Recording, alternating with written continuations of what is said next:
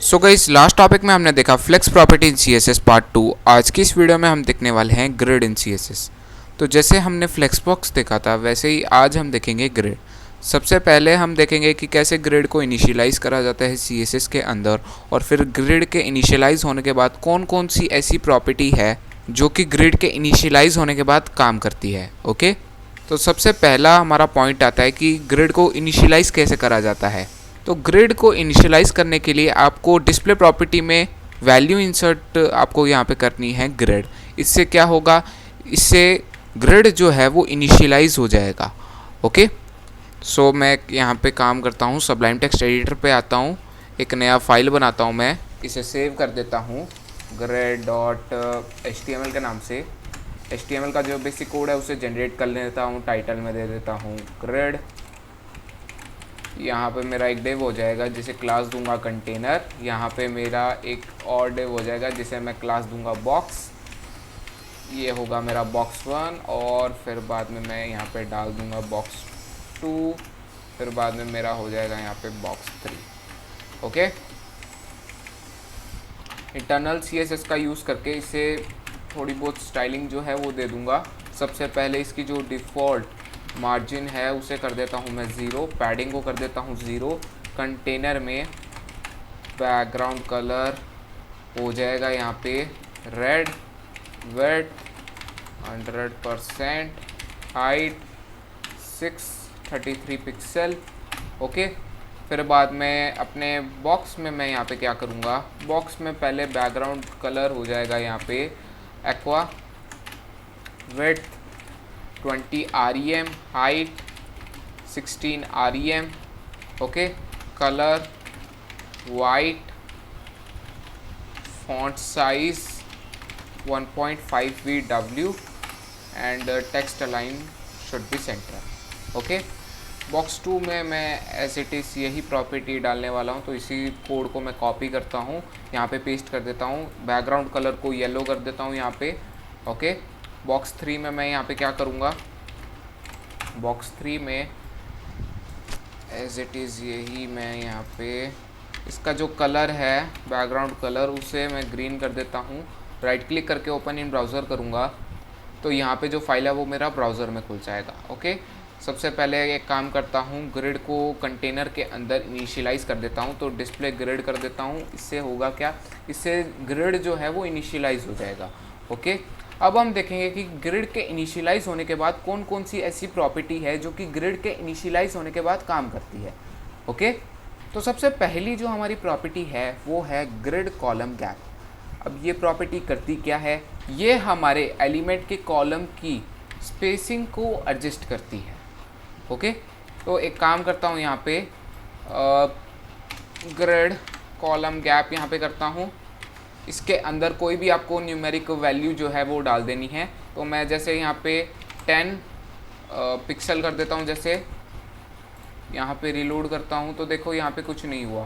तो एक बार मैं यहाँ पे क्या करता हूँ, फ्लेक्स बॉक्स को इनिशियलाइज़ कर लेता हूँ ताकि जितने भी एलिमेंट्स इस कंटेनर के अंदर है वो सारे साइड बाय साइड आ जाए। तो देखो एलिमेंट्स जो है वो साइड बाय साइड आ चुके हैं और इनके कॉलम के बीच में 10 पिक्सल की स्पेसिंग भी आ चुकी है। अगर मैं यहाँ पे 10 पिक्सल की बजाय 100 पिक्सल कर दूँगा, यहाँ पे रिलोड करूँगा तो देखो यहाँ पे 100 पिक्सल की यहाँ पे स्पेसिंग आ जाएगी। ओके, सो ये था हमारा ग्रिड कॉलम गैप। अब हम देखेंगे ग्रिड रो गैप। अब ये प्रॉपर्टी करती क्या है, ये हमारे एलिमेंट की रो की स्पेसिंग को एडजस्ट करती है।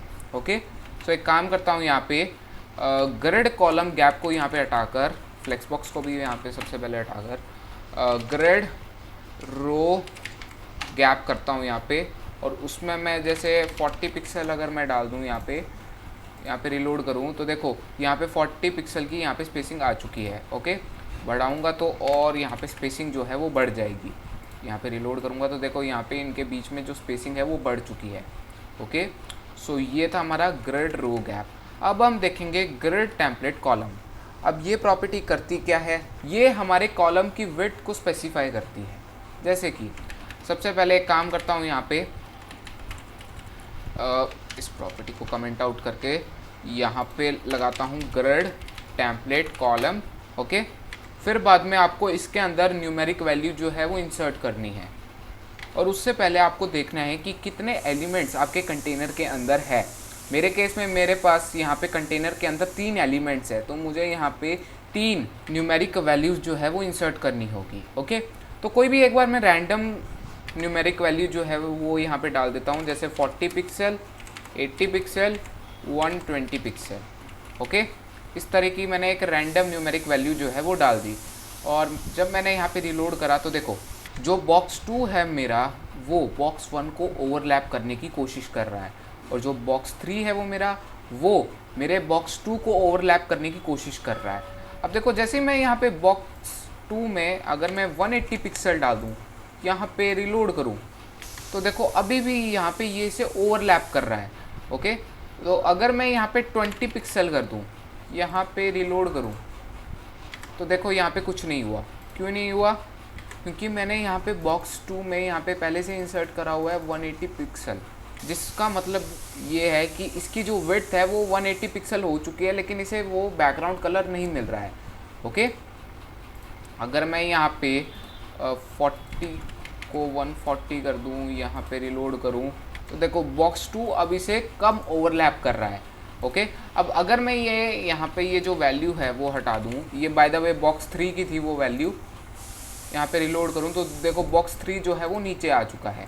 ओके, अब देखो ग्रिड टेम्पलेट कॉलम के अंदर अगर मैं यहाँ पे ऑटो अब जितने भी एलिमेंट्स हैं उतनी बार अगर मैं इसमें ऑटो डाल दूँ, अब एक बार मैंने 2 बार ऑटो डाला है, जबकि मेरे कंटेनर के अंदर 3 एलिमेंट्स है, पर मैंने यहाँ पे जैसे ही 2 बार ऑटो डाला, यहाँ पे रिलोड करा, तो देखो अब ये जो बॉक्स 1 और बॉक्स 2 है जो मेरा, वो साइड बाय साइड आ चुका है।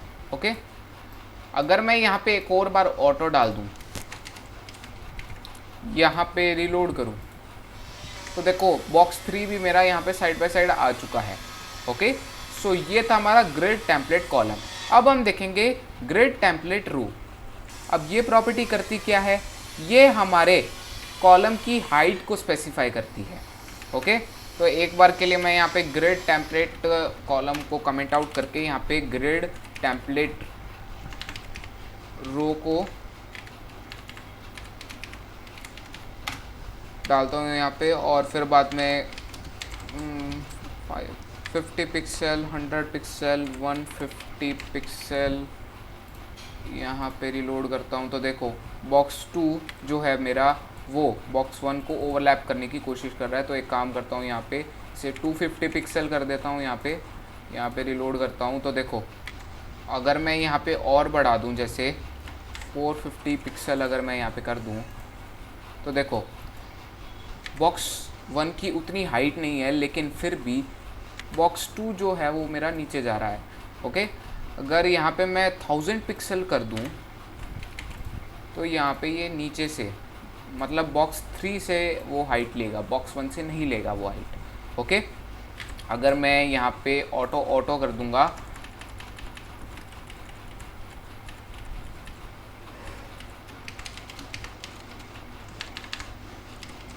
दो बार मैंने एक बार ऑटो डाला, यहाँ पे रिलोड करा, तो देखो अभी यहाँ पे कुछ नहीं हुआ। क्यों नहीं हुआ? क्योंकि ये ऑलरेडी वर्टिकली अलाइन है, इसलिए यहाँ पे कुछ नहीं हुआ। ओके, अब देखो जैसे ही आप ग्रिड को इनिशियलाइज करते हो, तो फ्लेक्स बॉक्स की भी जो प्रॉपर्टी होती है, जैसे justify content, align item, align content, ये प्रॉपर्टी भी ग्रिड के इनिशियलाइज होने के बाद काम करती है। लेकिन फ्लेक्स डायरेक्शन, फ्लेक्स रैप, ऐसी प्रॉपर्टी जो कि फ्लेक्स बॉक्स के इनिशियलाइज होने के बाद काम करती है, वो ग्रिड के इनिशियलाइज होने के बाद काम नहीं करती। ओके, जैसे फ्लेक्स डायरेक्शन और फ्लेक्स रैप, ये सिर्फ फ्लेक्स बॉक्स के इनिशियलाइज होने के बाद ही काम करती है। ओके, तो एक बार के लिए मैं यहाँ पे करता क्या हूँ, जस्टिफाई कंटेंट लगाता हूँ सेंटर, और उससे पहले मेरे को यहाँ पे ग्रिड टेम्पलेट कॉलम करना होगा, जिससे एलिमेंट जो है वो साइड बाय साइड आ जाएंगे। और जैसे ही मैंने यहाँ पे जस्टिफाई कंटेंट सेंटर करा, तो मेरे जो एलिमेंट्स हैं वो एक्स एक्सिस के अराउंड सेंटर में आ चुके हैं। ओके, अगर मैं अलाइन आइटम सेंटर करूँगा, तो ये वाई एक्सिस के अराउंड सेंटर में आ जाएंगे। ओके, अगर मैं यहाँ पे स्पेस अराउंड करूँगा, यहाँ पे रिलोड करूँगा, तो यहाँ पे इनके बीच में थोड़ी सी स्पेसिंग आ जाएगी। ओके, सो ये था हमारा ग्रिड इन CSS। सो गाइस, आज की इस वीडियो में हमने देखा ग्रिड इन CSS। अगली वीडियो में हम देखेंगे मीडिया क्वेरीज इन CSS।